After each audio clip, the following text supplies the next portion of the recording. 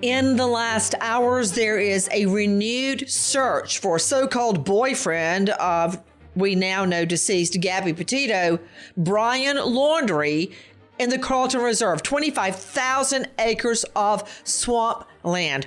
Why? This, as Laundrie's parents say, they are now finally going to search for their son, suggesting that they have been disallowed from searching for him in the past. Can he survive in Carlton Reserve? Has a new, fresh campsite just been found in Carlton Reserve? What are the odds? Or is he far, far away on the Appalachian Trail or beyond? Joining us today, a swamp survival expert, Chris Adams, also known as the Turtle Man, and you'll see why. Also with me, an expert joining me from the Appalachian Trail. What are his chances?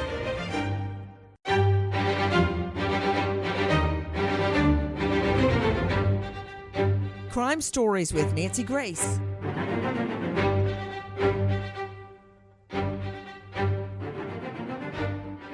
First of all, take a listen to this. Breaking news in the Gabby Petito case. A source close to the Laundrie family has told me that law enforcement says they found fresh traces of a campsite in the reserve. As you know, authorities are currently searching for Brian Laundrie in the Carlton Preserve in Venice, Florida. An attorney for the Laundrie family says the parents believe that's exactly where he's located. Quote, they don't believe he's in another area. They believe he is in the preserve. You are hearing our friends over at CNN. Let me introduce you an all-star panel. First of all, high-profile lawyer joining me out of Florida, Dale Carson, and a former FBI agent. Dr. Angela Arnold, renowned psychiatrist, joining us out of the Atlanta jurisdiction. You can find her at angelaarnoldmd.com. Founder and director of the Cold Case Research Institute, Cheryl McCollum. You can find her coldcasecrimes.org. Joseph Scott Morgan, professor of forensics, Jacksonville State University, author of Blood Beneath My Feet on Amazon, and star of a brand new hit series on iHeart, Body Bags, with Joe Scott Morgan. Joining me on the scene, Masa Saidi, investigative reporter for WFLA TV, and our special guests, in addition to Masa, Matt Hogan. You can find him on Insta at castaway_0187, who is at this moment hiking the Appalachian Trail. And special guest joining us from the swamp, Chris Adams, also known as, quote, Turtle Man. You can find him on Facebook, Living Wild, and on TikTok, also at Georgia Turtle Man. Okay, first to you, Chris Adams. Thank you for being with us, Chris. It's my understanding that in a swamp, such as the one you're familiar with, miles away from the Carlton Reserve, that there really is no fresh water. You and I have been out on the swamp together for an extended period of time. I was recounting the other day how within the first 15 minutes, we saw about 30 to 40 gators. Oh, yes, ma'am. Not their whole bodies, just their eyes poking up. I did not see one suggestion of fresh water the entire time we were out on the swamp. Chris? Now, the thing about our water in Okefenokee is a little different. It's filled with a lot of tannic acids, and in a pinch, if you needed to drink it, you probably could. The problem down in Florida, where Brian is probably at, is that you're dealing with muddy water, all sorts of contaminants in that water, not to mention all the wildlife living around there. And one, if he's in that swamp, he's going to get sloppy at some point. You can't just go into a swamp and expect to stay hidden for any amount of time unless you're good at it. Being familiar with a place is one thing, but knowing a place is a completely different story. I find that very interesting, Chris Adams, a.k.a. Turtle Man. What do you mean by that? You're bound to leave prints somewhere. Like I do hog hunting up on the Okmulgee River here in Georgia, and when I'm going through the swamps, it's hard not to make a footprint. It's hard not to bend a branch or break a branch as you're walking through practical jungle. And that's not much different than the terrain that Brian is possibly in down there in Florida. The swamps between here and there are not too dissimilar. They all have pretty much the same wildlife, pretty much the same flora. And, you know, people have this misconception that a swamp is just naturally a water body. It's made up of many different things. You've got boggy areas and shrub bays and bogs. You've got pine islands and things in there. So there are places people could hide if they had a mind to, but they would have to know that terrain like the back of their hand. See, like my family has lived in this part of Georgia on the Satilla River for 180 years. They know swamps. There's no doubt about it. They've made their living in them. And, of course, back during Prohibition, when moonshining was a thing, a lot of that was done down here. Yeah, because what lawman is going to go into the swamp looking for a steal? You're absolutely correct. Mm-hmm. With me, Chris Adams, who is at this moment on a swamp. I want to follow up with everything you just said because it reminds me, Chris Adams, of something I've heard Joe Scott Morgan say many, many times is one of his main tenets in forensics and finding the truth in a criminal matter. And that is that there is no action without a reaction. There is no movement, no crime without leaving a trace. What do you make of what he just said, Joe Scott Morgan? Oh, boy. This is what I think. In a nutshell, Joe Scott, don't start preaching. A nutshell. I won't. I'm very excited, though. I got to tell you, Nancy, the fact that they found this fresh site, the first thing that I thought of, if he's indwelling in that area, he has had to create waste. And I don't just mean throwing paper away or cans. I'm talking about feces. And with that, if he dug a hole, he, deposited feces. He may have covered it and it's there. Think back to what the FBI did that second trip to the Laundrie home. They walked in. Remember, everybody was talking about the brown bag and the bloodhounds and all that. There's one image of one of those agents walking in. They've got two white boxes under their arm. I think those were buccal mucosal DNA swab boxes. They probably swabbed mom and dad's mouth. Now, why do you talk like that? Why do you even say that? Everybody doesn't know what a buccal swab is, for Pete's sake. Well, what we do is we swab the inside of the mouth. With basically a Q-tip. Don't make it sound so scientific. And you believe they got a buccal swab for what? I think that they very well might have, because, this guy is not a registered sex offender. He's not on, they don't have necessarily a true DNA sample on him, but they could have harvested from the parents their DNA, okay, and then they're going to compare it to what they're finding especially at the mother with mitochondrial DNA. Okay, hold on, Joe Scott. I see where you're headed. Yep. Let me go straight out to Masa Saidi, investigative reporter joining us from WFLA there in Florida. Tell me about this so-called fresh campsite, and we're getting that from a source close to the Laundrie family. What do you know, Masa? Okay, so late last night, CNN reported that according to a source close to the Laundrie family, as you said, the law enforcement says they found fresh traces of a campsite in the reserve. Now, we have not been able to confirm this independently, but we do know that Chris Laundrie was asked to assist law enforcement in their search for Brian at the reserve. That was information we got from the attorney yesterday. And right now I'm texting with the attorney because Chris Laundrie just left the house this morning, and we asked that he go to the reserve as it's happening. And it appears that might be happening. I'm texting with the attorney right now. Okay, that really illuminated a lot for me, Masa Saidi, joining us from WFLA.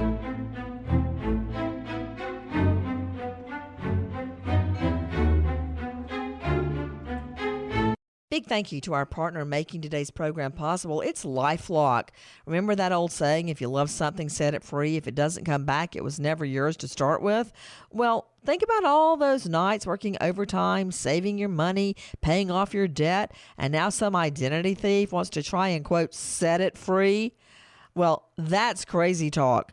That's why LifeLock by Norton helps monitor your info and alerts you to potential identity threats. And if you do become a victim, a dedicated U.S.-based specialist will be there to help fix it.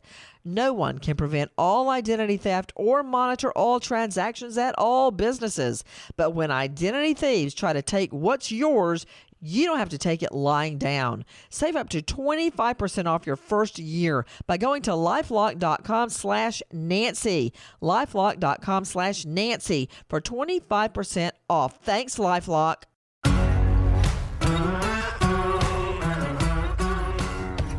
Crime Stories with Nancy Grace. Out to the founder and director of the Cold Case Research Institute, Cheryl. Hold on.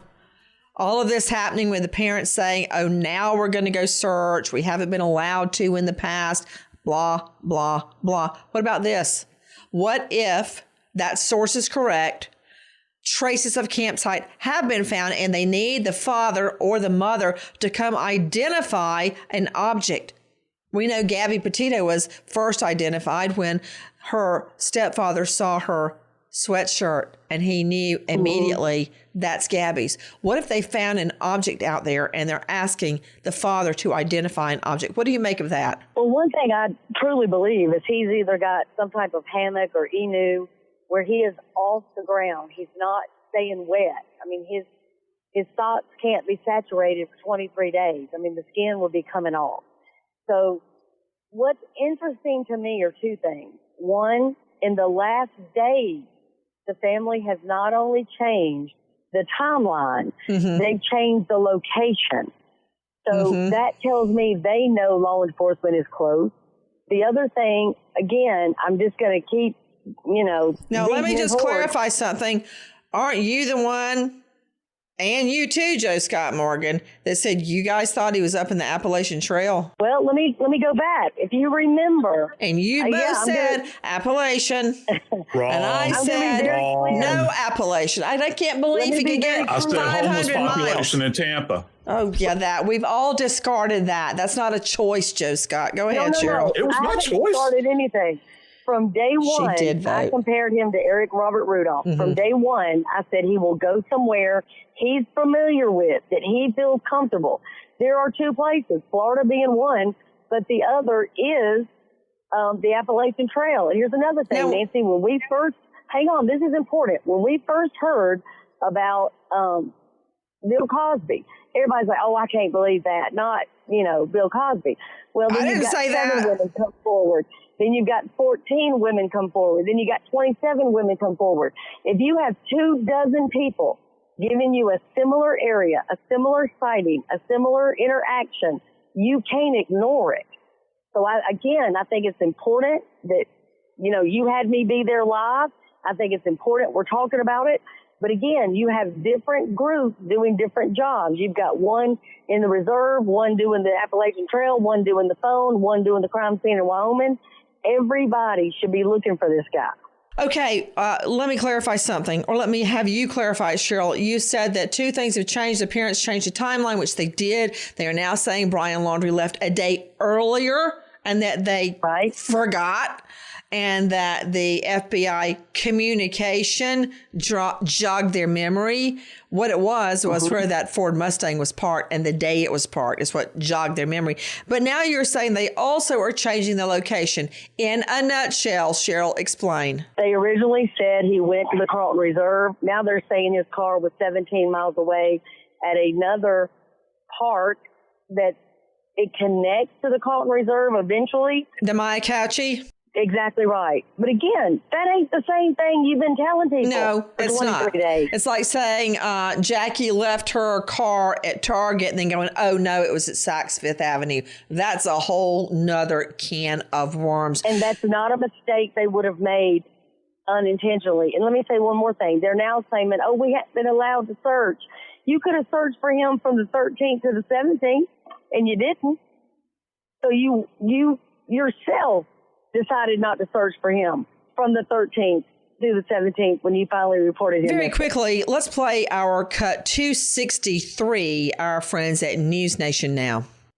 It has been quiet at the Carlton Reserve lately, but not today. Dozens of FBI agents back in the swamp looking for any sign of Brian Laundrie. Why this spot and why the renewed attention here today? The FBI won't comment. So they're going to stop in this area. And again, we don't know why or what they're doing, but we're looking. And today at the over 24,000 acre swamp, this appeared, a drone, but not like the ones we're used to seeing. It's almost like a mini plane. We know that the activity has increased in Carlton Reserve. Why? I want to circle back. And Matt Hogan, who is at this moment hiking the Appalachian Trail, I'm going to get to you in just one moment, but we are talking about the Carlton Reserve right now. Chris Adams joining me, swamp survival expert on Facebook. He's at Living Wild, TikTok at Georgia Turtle Man. Okay, you heard Cheryl McCollum talking about he would have to have, let's just say, a hammock. Or some sort of an apparatus where he's not on the wet earth in the swamp.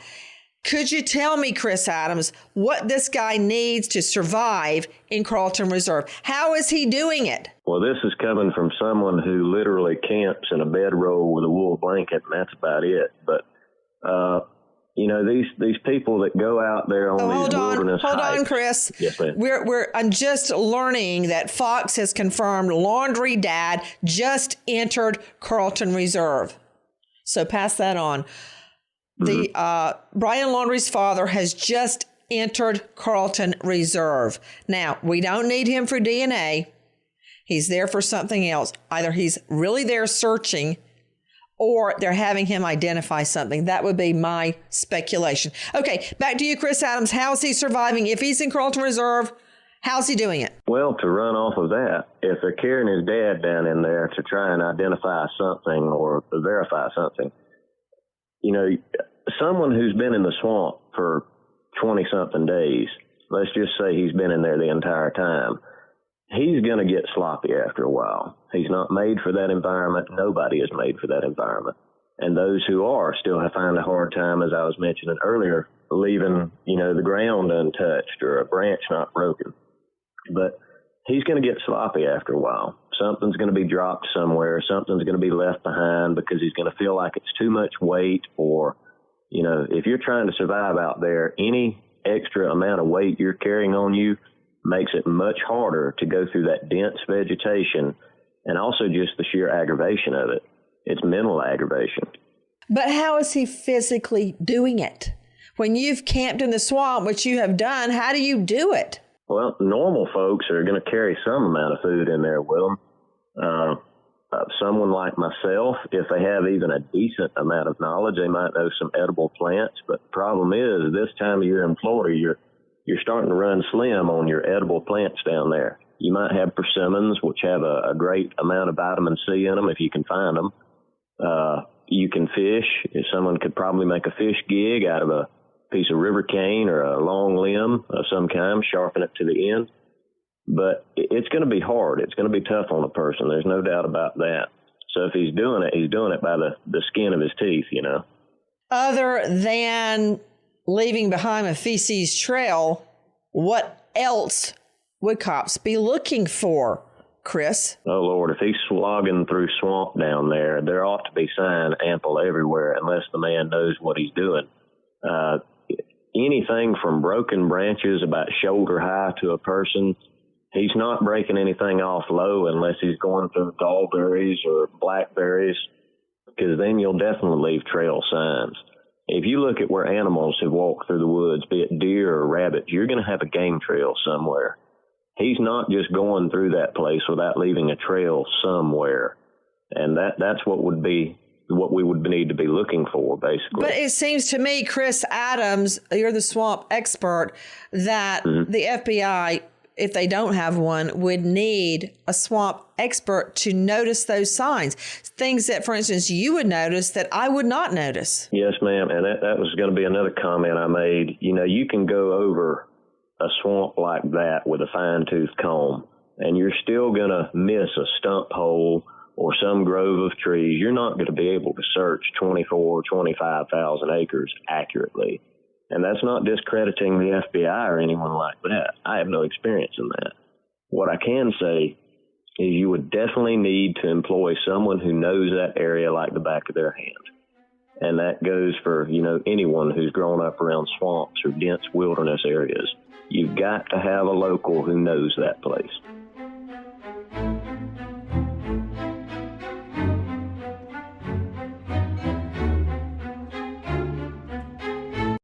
Body Bags with Joseph Scott Morgan, death investigator, professor of forensics, Jacksonville State University. Joe Scott Morgan has been on over 10,000 death scenes, and now he takes apart, in a way that only he can, the homicides that we are all investigating.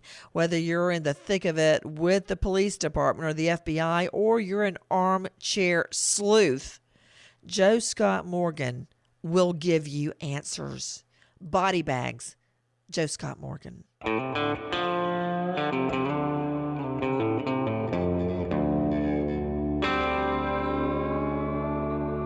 Body Bags with Joseph Scott Morgan. The dead, they have a language all their own.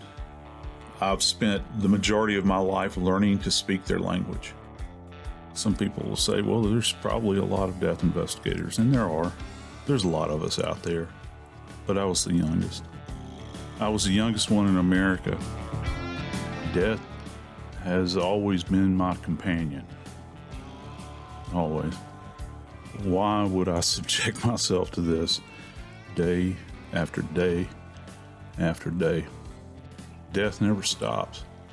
You see things that no one can possibly ever imagine, and day after day I tell these stories. And now I want to share them with you. Join us each week on Body Bags. We'll look at the cases that have captivated the headlines and some of the more memorable cases I've seen. We'll examine their lives and their deaths and try to answer those questions that seem unanswerable. Follow and subscribe to Body Bags with Joseph Scott Morgan.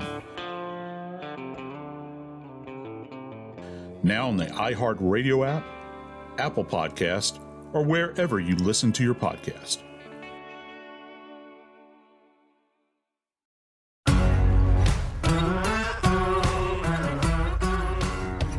Crime Stories with Nancy Grace.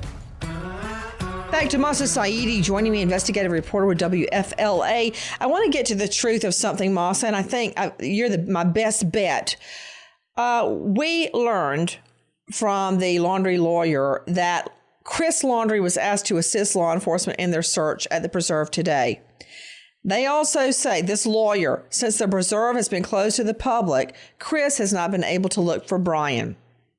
He also claims that cops had to, quote, postpone or halt Laundrie's participation. Now, Northport Police says that's not true, that they never stopped the father or the mother from looking. What's the truth of it? Okay, so the attorney texted that after saying that Chris Laundrie was asked to assist, as you just read, he said, unfortunately, this was yesterday. Northport Police had to postpone Chris's involvement. That's what he said yesterday. Now, we reached out to Northport Police asking, hey, did you postpone the involvement yesterday? Why wasn't the Laundrie father allowed to go to the Carlton Reserve yesterday? And the Northport Police sent us this. They said, quote, the FBI is the lead. Northport Police would not be making these decisions and actions. The FBI would have to answer that if that was true. Well, correct me if I'm wrong, Cheryl McCollum, he was missing. Laundrie was missing for a number of days before the FBI got involved. Correct. And Nancy, if you remember a week ago, I pointed out that Dad's truck had that sandy white splash on it. If you look at the FBI trucks out there in the reserve, they've got the same splash. So it would appear to me he went somewhere off the road. Now, back to you, Saida, Masa Saida. Could you tell me this? Laundrie's car was, well, it's his parents' car. The Ford Mustang was found 16 miles from the Carlton Reserve. That's not where the Carlton Reserve is. That's the Myakatchee Park. What do we know, and what does that mean? Yeah, so we got a redacted police report yesterday about the abandoned Mustang. And according to that report, it was we can place that Mustang on September 14th around 2:42 p.m. at 6968 Ryerson Road, and it's that other park that you just mentioned. And according to a Google search, that's about 17 miles away from the Carlton Reserve. Some outlets are reporting that the two parks are connected via a trail, but I'm trying to confirm that on Google Maps right now. Okay, what does that mean to you, Cheryl McCollum? Again, it means to me we were told the wrong date. We were told the wrong location. So if law enforcement has been focused on one area for a period of 20 days, maybe they're in the right area, maybe they're not. Maybe this is a red herring, maybe it's not. But it's difficult for me to believe that you've got a future daughter-in-law that has gone missing, and her parents are calling you non-stop. They are leaving messages. They are frantic. They're texting you. And then a detective starts to call you about the 11th to say, hey, have you seen her? Then the police come to your house and go, hey, isn't this her van? Where's your son? And this whole time that you're not picture perfect of when you last saw him and what was going on, I just find that extraordinarily difficult to believe. Let's go straight out to Dale Carson, high-profile lawyer out of Jacksonville and former FBI agent at DaleCarsonLaw.com. Okay, Dale Carson, jump in. Well, look, they're going to, if they found a site and they're reasonably sure that this fellow Laundrie was there, they'll just take a scent dog and determine whether or not that's true.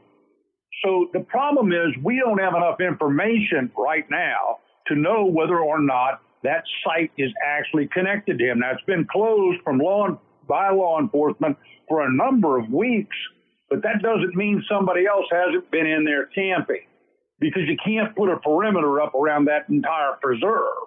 Okay, so to you, Chris Adams, you're saying that there, I believe you said Pine Islands, for instance, in Okefenokee, that there are places to camp within the Carlton Reserve? Having never been on the Carlton Reserve down there, I'm just going from what I'm pretty familiar with. There's got to be a high, dry place in that swamp. Even on most of your river swamps, you're going to find a ridge of land or a rise in that floodplain area where you could at least get up and have a dry moment to yourself when going through that type of terrain. Well, that's where the campsites are, Chris. Yeah, go ahead, Dale. That's where the campsites are, because if I'm involved in swamps here in Florida, and constantly when we do searches through those areas formally, you find high ground all over the place, and that's where people camp. That's where they set up moonshine stills. That's where, and aside from that, you're going to build an elevated platform if you know anything about. Can we just leave moonshine out of this? Okay. No more with the stills.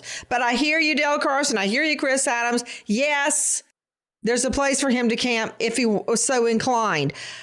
The other alternative that keeps cropping up is the Appalachian Trail. We know he's camped there before. We know he's hiked there for several months and survived.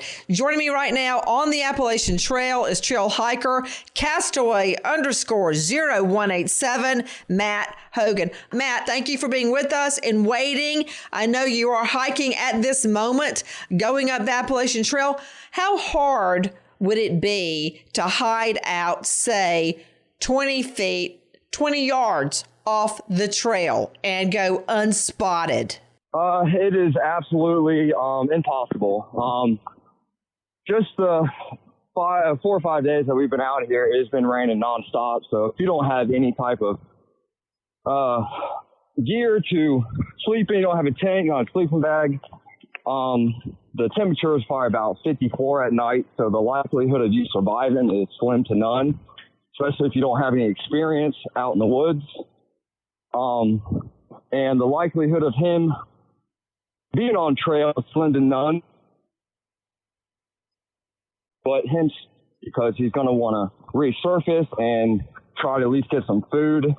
Water is very scarce, especially if you don't know how to filter your water.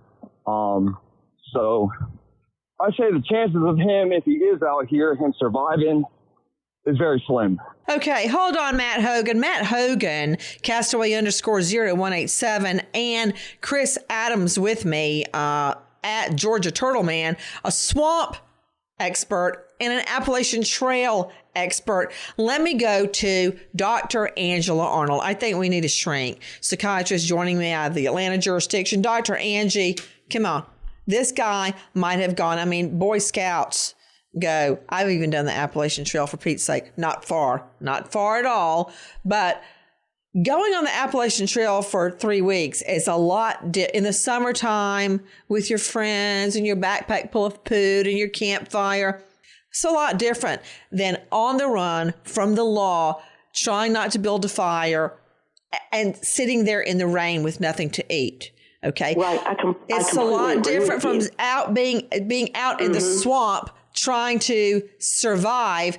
How do I know this isn't just some suburban mama's boy who won't hold a job, who lives at home with his parents, who doesn't have his own car, and he goes hiking? He's a survivalist.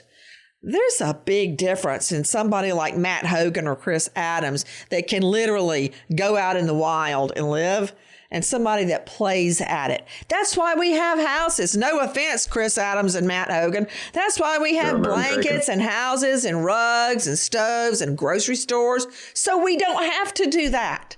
So what's the likelihood of a weekend warrior surviving in these conditions you're hearing from Matt Hogan and Chris Adams? I think the likelihood is 0 to none. Nancy, I have known of people who have prepared for months to do something like this. Meanwhile, for the past several months, he's been living in a cushy van, eating in restaurants.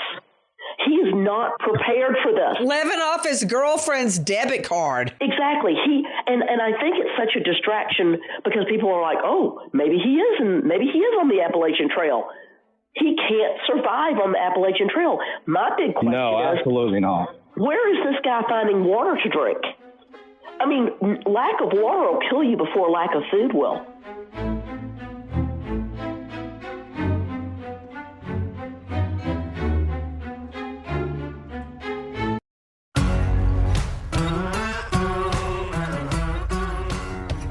Crime Stories with Nancy Grace. Hey, Nancy. Yeah, just jump in. I want to hear your thoughts. Is that Masa Saidi or Cheryl McCollum? Cheryl McCollum. Okay. How did I know that? Every expert you have had so far has said there's no way he can survive in the swamp. There's no way he can survive on the Appalachian Trail. He has been successful for 24 days. He has eluded the FBI. He's eluded the marshals. He's eluded his parents, allegedly. He's eluded Dog the Bounty Hunter. He's eluded the canines. He's eluded, YouTubers and TikToks and the media and the general public. He has been successful for dadgum near a month. Well, you're going under the assumption that he's in one of those two places. I'm not. What I was about to say was he could be somewhere else entirely. Period. That's my point. He's been successful. Okay, so let's go with that. Chris Adams, everybody, if you have a thought, please jump in. Chris Adams, you just said he could be somewhere else. Let's talk about that. So we know he went camping at DeSoto Park in Florida with his parents. While his girlfriend is lying decomposing out in Wyoming, they go for a camping trip, not judging, just analyzing. So where could he go from there, Chris Adams? Just theorizing a bit. He could have, before everyone was looking for him, hopped a ride to some other state, to some other town. He could be in an entirely different part of the state altogether. So we wouldn't know it. There's plenty of people out there looking for someone with, I believe it's a neck tattoo. Is that right? I believe it is. He's got a couple of tattoos. You're right. Go ahead. I mean, I can show you plenty of people who look very similar to the guy just around my hometown, much less, all over the country. It's nothing for someone who probably isn't as informed from the news or what they're seeing online to pick up this guy who might need a ride and carry him somewhere else and not know. It's still possible in this day and time.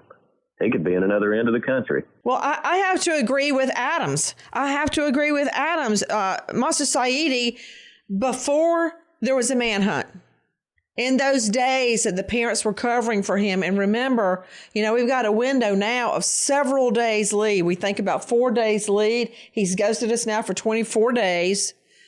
during that original time, Masa, I mean, if it were me and I was going on the run and I couldn't leave the country, I would do exactly what Chris Adams just said. I would get as far away from where they're going to look for me as I could by any means I could. And that would be hitching, unless somebody got him a vehicle. What about it, Masa? Well, we know that I was at the scene yesterday. I was trying to talk to as many neighbors as possible. And we know that on September 11th is when the neighbors spotted the police there. That's when they took the van out. So by September 11th, obviously Norfolk police were on this. They were looking into this. How aggressively, how much were they monitoring the home? We don't know. But yeah, like you said, Nancy, on September 13th, that is what we are being told now by the Laundrie family attorney. That's when he left, and he wasn't reported missing for 4 days now, not 3 days. So, yeah, he had 4 days. I mean, think about it. 4 days of hitching. How far could he get, Joe Scott? Listen, I got to tell you, one of the things that Masa had said earlier, we need to keep this in mind. She said that this information about the campsite being fresh had not been confirmed yet. They're still waiting on that. That doesn't mean he could not have been there at some point in time. I've held that they could have spirited him to some local location and have had him, quote unquote, cool his heels until he can advance to another, maybe population center. Again, I'm thinking homeless populations. You can blend in. They're not watching the news. You live under a bridge. You never know. Just living under a bridge like a troll. That is not where he is. Okay. I want to go back to Matt Hogan, who is on the Appalachian Trail right now. Matt, earlier you told me nobody could, unless you're a real pro, could make it on the Appalachian Trail for any extended period of time. And I don't know if you remember the name Matt Hogan. Cheryl and I like to talk about it a lot because this guy affected our lives. This guy, Eric Rudolph, set a bomb that threw off shrapnel that hit my investigator that I worked with one-on-one for 10 years. He managed to live, 3 years, Cheryl, on the Appalachian Trail? He lived 7 in the Nantahala Forest. Lord. But you have to have the knowledge to be able to know what you can eat, what type of plants to stay away from that will give you any type of rashes that you can't take care of on the trail if you don't have the proper medications, and water. Temperature is a big thing, especially right now during the season right now, because it drops to the 50s at night. So if he doesn't have the proper winter apparel, he's going to freeze to death. And the water is the biggest thing, If you don't have a water source, the likelihood of you surviving even a week is slim to none. But well, Matt Hogan, Cheryl McCollum, who was on the Appalachian Trail about 48 hours ago reporting from there, says that 15 feet, 15 yards off the trail, nobody on the trail would even see you. No, absolutely not. The density is very thick, and especially the fog's been really thick all day because of the rain up here and the elevation. So the fog sits very, very thick through the trees. So you being able to see anybody is definitely very hard. But like I said, even if he goes 30 yards off trail, the likelihood of him surviving, if he doesn't have any tents, he doesn't have any type of outdoor wear, he's not going to survive in this. Playing hide and seek is one thing, but remaining hidden is a completely different thing altogether. You can hide behind a tree or in a thicket of shrubs and go unseen for a few hours, but when you go to getting hungry and have to go and make a campsite somewhere, keep yourself warm, keep the insects off of you, you're playing a dangerous game then if you don't have a know-how. And I think, if I might add, one other thing that we're not taking into consideration is, let's say he's in a swamp, or let's say he's in a wilderness like in North Georgia, anywhere along the Appalachian Mountains there. If he gets cut and he gets in a puddle of water or something and gets bacteria, we're not thinking about his medical needs here. Eventually, he is going to run into a bush or get cut along the foot or the ankle or the arm. He's going to have a problem. He's going to have to doctor it himself. After a while of going through, we'll just use my neck of the woods, a swamp, you're going to get cut up. And if you're not careful, you can get sick from certain things out there. Just something to keep in mind. Cheryl McCollum, listen, do you hear what Chris Adams and Matt Hogan is saying? Listen, do you think his mother would let him go off and live this long in a swamp or in the Appalachian Trail? His mama has a good idea where he is. She's had a good idea where he is. Well, I know that, but do you think they would pack him off to Carlton Reserve or Appalachian? I think if you said, hey, do you want the Appalachian Trail or Rikers Island? There ain't no question where I'd rather my child be. Okay, well, that's a good point. I didn't think about it like that. Okay, go ahead, Dale, jump in. Look, he came back from Moab and met with the family, right? And then he flew back, and he was with the gal, and presumably, based on the evidence we have, he's somewhat familiar with her death. Now, in that interval, they could have very easily located a place for him to stay that has table, refrigerator, and food deliveries. He doesn't have to be in the woods. There's an assumption based on his history that he's in the woods, but if that family's got money, they could very easily put him up in a conventional house somewhere. It would only be a matter of time before he's traced there through a money trail. I mean, unless they rented it for a year. Any electronic transaction is going to be scrutinized, but we've got to think beyond Carlton Reserve, and we got to think beyond Appalachian Trail. We have to look at the timeline, and we have to look at, for instance, that white truck. Dennis Davies said he saw Brian Laundrie driving. It, not necessarily that truck, but that truck included. Does he have access to a vehicle? Is he doing what he does best? Camping in a vehicle. It's not really camping, but it's going from place to place. The only thing is, even when you go to an RV camp or a campground, somebody lets you in. Would they identify him, or is he doing dispersed camping out beyond a normal campground out in the wild? That's what he does. Where is Brian Laundrie? And Dale Carson said earlier, and I think he's right, we don't know enough. For instance, Joe Scott, when we hear there's a fresh campsite or evidence of a fresh campsite, does that mean, do they say fresh evidence of a campsite or evidence of a fresh campsite? I'm pulling it up right now. Because that's actually pretty important. Words matter. Fresh traces of a campsite, according to Cuomo on CNN. So does that mean they're just finding an old campsite? Or does it mean they've just found evidence of a recent campsite? Go ahead, Cheryl. I think it's important to point out that near Gabby's body was a fire ring. Somebody had made some type of fire in close proximity to her death. When we go camping, my brother-in-law will make a fire a certain way. It's very different than the way Walt will do it, and that's very different than the way Huck will do it. My brother-in-law digs out a ring and then puts rocks down low in the ground. Walt puts them two-stack, whereas Huck just puts them straight on the ground in a ring. So I can tell from a distance who made it. That's another thing. If there was a campfire in the reserve, if it was built similar to the one in Wyoming, that could be another connection. That's a very valid point right there, if I might add. Chris Adams, you're right again. Okay, Matt Hogan on the Appalachian Trail. For Pete's sake, man, keep your eyes open. Chris Adams, Dale Carson, Dr. Angie, Cheryl McCollum, Joe Scott Morgan, Masa Saidi, and you, our listeners and our viewers. Thank you for being with us today as the search goes on. And let's not forget what this is really all about. This is about Gabby Petito and her murder, her homicide.